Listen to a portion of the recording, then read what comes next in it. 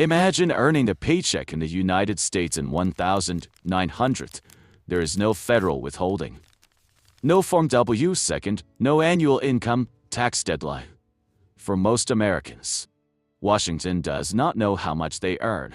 Yet the federal government still operates courts, maintains an army and navy, pays its debts, delivers mail, manages Western lands, and supports thousands of Civil War veterans.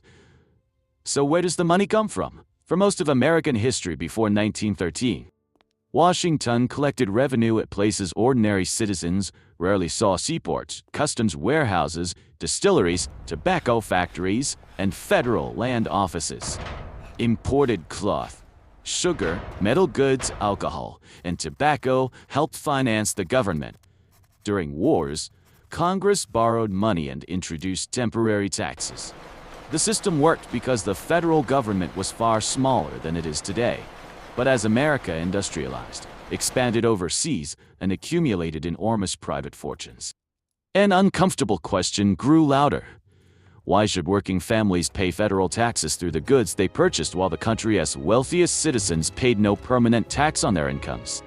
The answer would lead to one of the most important changes in American government, when the new federal government began operating in 1789. It inherited Revolutionary War debts and almost no reliable system for raising money. Under the Articles of Confederation, Congress had depended on requests to the states. It could ask for money, but it could not consistently force states to provide it. The Constitution changed that.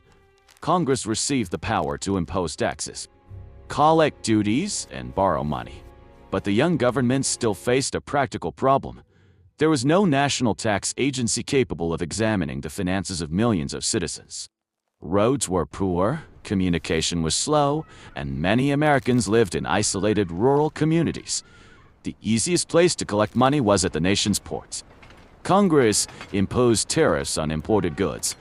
When ships arrived carrying cloth, glass, tools, tea, sugar, wine, and manufactured products, importers had to pay customs duties before unloading their cargo. Instead of tracking every farmer and shopkeeper, the Treasury could concentrate its collectors in cities such as New York, Boston, Philadelphia, Baltimore, and Charleston.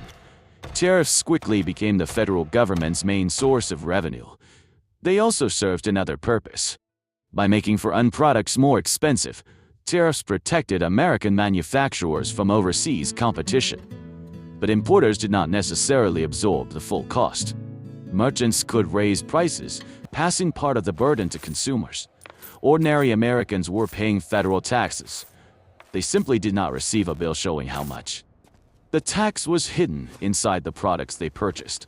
Tariffs depended on international trade. Washington needed additional revenue from inside the country. In 1791, Congress imposed an excise tax on distilled spirits. The whiskey tax seemed reasonable to Treasury Secretary Alexander Hamilton. Whiskey was widely produced. Taxing it could provide dependable revenue for paying the national debt. But in western Pennsylvania, whiskey was more than a drink. Farmers living far from major markets often converted grain into whiskey because barrels were easier to transport than large quantities of corn or rye. In cash, poor communities, whiskey could also be traded like money. Small producers believed the tax favored large commercial distillers. They also resented federal officers entering their communities and demanding payment in cash. Resistance turned violent. Tax collectors were threatened. Property was attacked, and federal authority was openly challenged. President George Washington eventually mobilized militia forces to suppress what became known as the Whiskey Rebellion.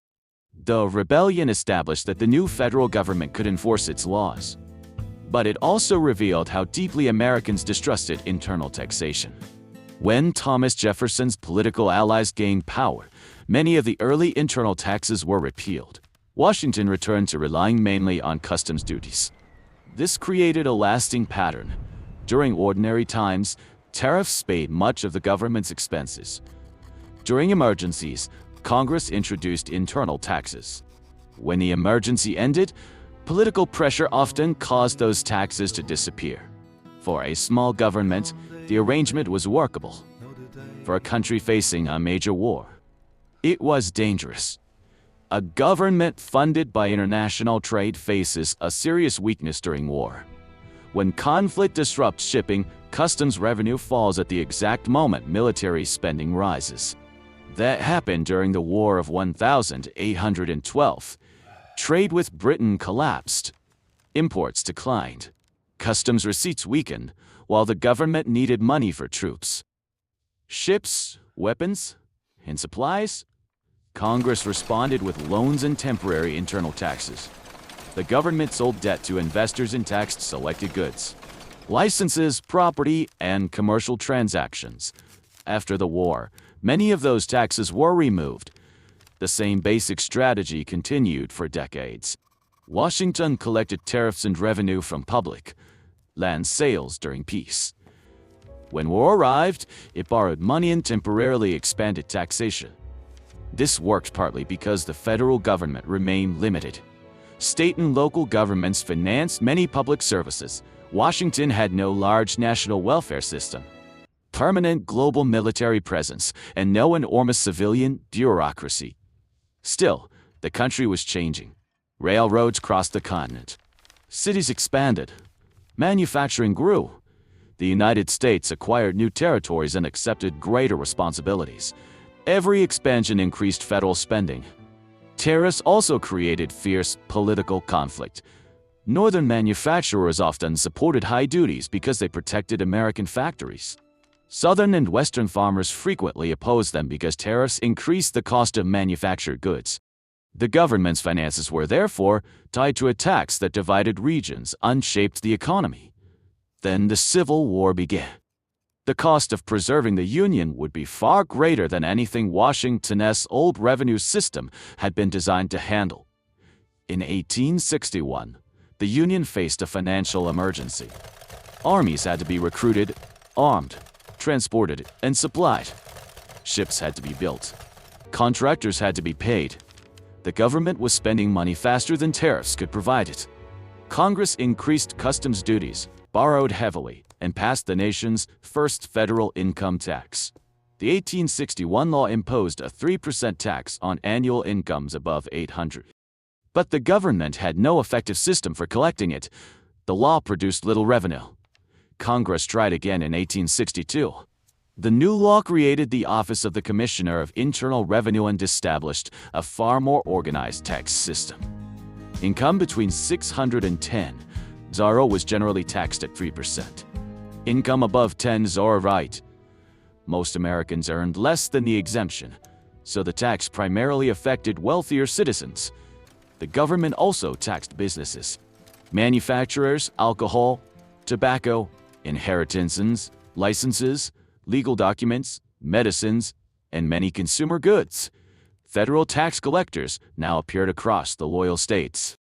For the first time, Washington permanently employed officials to investigate domestic economic activity and determine what individuals and businesses owed. The income tax was only one part of the Union's financial strategy. The government also sold bonds, issued paper currency known as greenbacks, created a national banking system. But the tax introduced a revolutionary idea. Instead of raising money only through what citizens purchased, Washington could tax what they earned. After the war, however, Americans wanted the emergency system dismantled. Congress gradually reduced the income tax. And in 1872, it expired. After 1872, Americans once again lived without a federal personal income tax. Washington relied heavily on tariffs and taxes on alcohol and tobacco. For the government, these taxes were convenient. Goods entered through identifiable ports. Whiskey and tobacco were produced in facilities that federal officers could monitor. For consumers, however, the burden was difficult to see. A merchant paid the customs duty, but the customer often paid a higher price. A manufacturer paid the excise tax, but the cost could be included in the final product. As the country industrialized, criticism of this system intensified. The late 19th century produced enormous fortunes in railroads, steel, oil, banking, mining, and manufacturing. At the same time, workers faced dangerous factories, low wages, and periods of unemployment. Farmers struggled with debt and falling crop prices. Reformers argued that the tax system treated these groups unfairly. A working family paid federal taxes when purchasing clothing, tools, sugar, tobacco, or other taxed goods.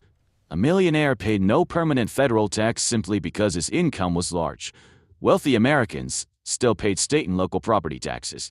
Critics focused on the federal system. They argued that Washington depended too heavily on taxes connected to consumption. Farmers' groups, labor movements, populists, and progressive reformers began demanding a graduated income tax. They wanted people with the greatest ability to pay to carry a greater share of the federal burden. In 1894, Congress finally passed a new peacetime income tax. It would survive for less than a year. The income tax of 1894 was aimed almost entirely at the wealthy. It imposed a 2% tax on income above $4,000, a level far beyond what most Americans earned. Supporters saw it as a modest effort to make federal taxation fairer. Opponents considered it an attack on property and economic success. The law was challenged in a case involving Charles Pollock, a shareholder in the Farmers Loan and Trust Company. In 1895, the Supreme Court issued its decision in Pollock v. Farmers Loan and Trust Company by a narrow majority. The court ruled that taxes on income derived from property had to be apportioned among the states according to population. That requirement made a practical income tax nearly impossible. The amount of taxable income was not evenly distributed across the country. If the government had to assign each state a share based on population rather than wealth, residents of poorer states might face much higher rates than residents of richer states. The decision destroyed the 1894 tax before it could become a permanent system. Supporters of the ruling said the court had protected constitutional limits and property rights. Critics accused the justices of shielding wealthy Americans from taxation. For income tax reformers, the message was clear. Congress could continue passing laws and risk another defeat in court, or the country could amend the Constitution. For years, such an amendment seemed unlikely. Then a political struggle over tariffs gave the movement an unexpected opportunity. In 1909, President William Howard Taft and Republican leaders were fighting over tariff reform. Progressive Republicans and Democrats wanted lower duties and a federal income tax. Conservative Republicans feared both ideas. Taft proposed a compromise. Congress would create a tax on corporate income while sending the states a constitutional amendment, authorizing a broader federal income tax. Some conservative lawmakers believed the amendment would never be ratified. Changing the Constitution required approval from 2/3 of Congress and 3/4 of the states. No new amendment had been adopted in more than 40 years. Supporting the proposal seemed like a safe way to remove the issue from the immediate tariff debate. They misjudged the country. Progressive reform was spreading. Americans were demanding stronger regulation of corporations, railroads, working conditions, food production, and political corruption. Many farmers and workers believed the tariff system favored northeastern industrial interests. A federal income tax offered a way to shift part of the burden toward people with large personal and investment incomes.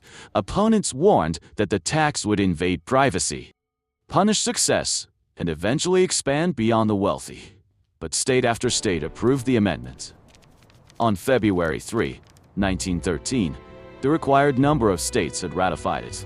The 16th Amendment gave Congress the power to tax incomes without dividing the total among states according to population.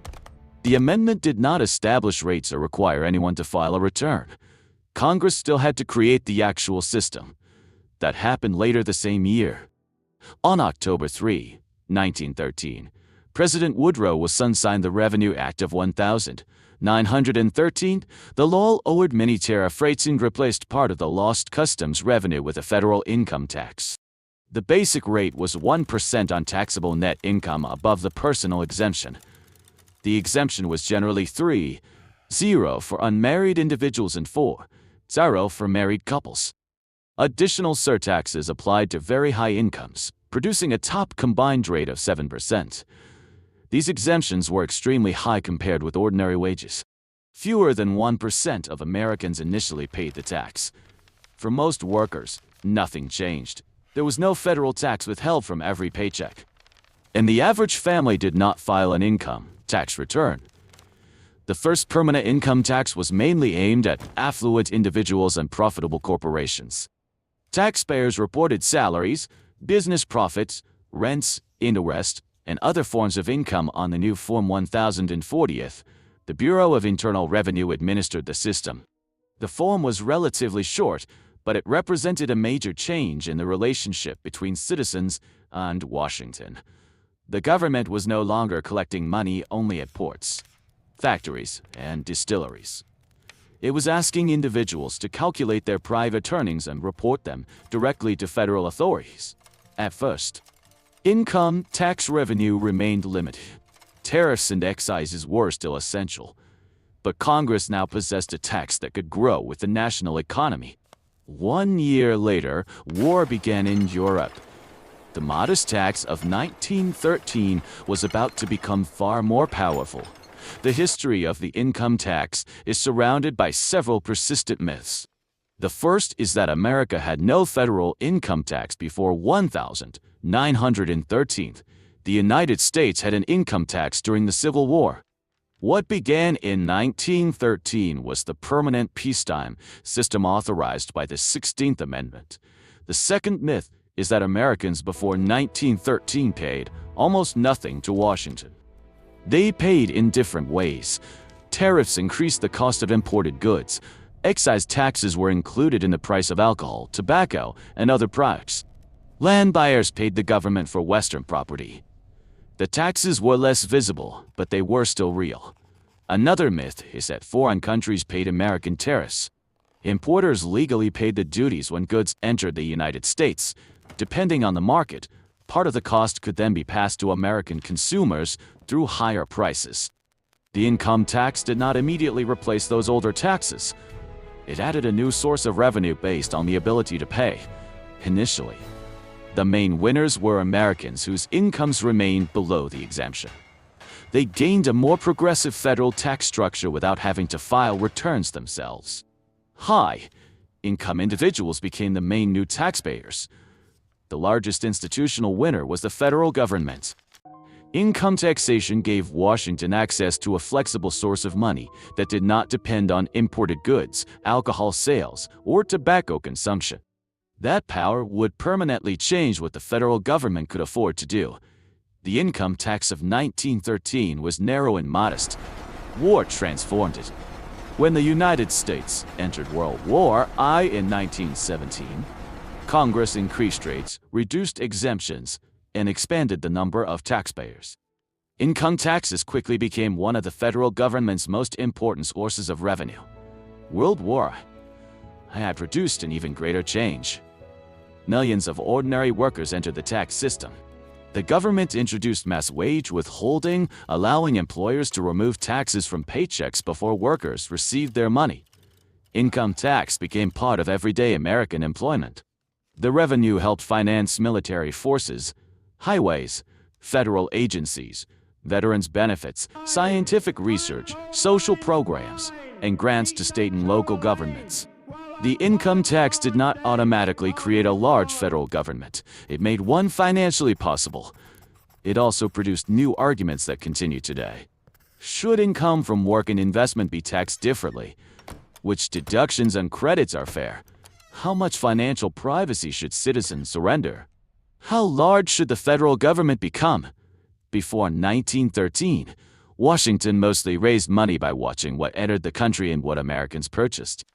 After 1913, it increasingly raised money by examining what Americans earned. That was the true revolution. Before the permanent income tax, Washington paid its bills through tariffs. Excise taxes, public land sales, fees, and government debt. The system survived because the federal government was small and many public responsibilities remained with state and local authorities. Industrialization exposed its weaknesses. Tariffs placed much of the burden on consumption. Wars disrupted trade and required enormous borrowing. The growth of private fortunes made the absence of a permanent income tax increasingly controversial. The 16th Amendment did more than create a new way of collecting money. It changed the potential scale of the United States government. For more than a century, the federal tax collector had waited at the harbor, inspected the warehouse, and measured the whiskey barrel. After 1913, the collector gradually moved into the corporate ledger, the payroll office, and eventually the financial life of nearly every American household. America did not suddenly begin paying taxes in 1913. It began paying Washington in a more visible, personal, and powerful way.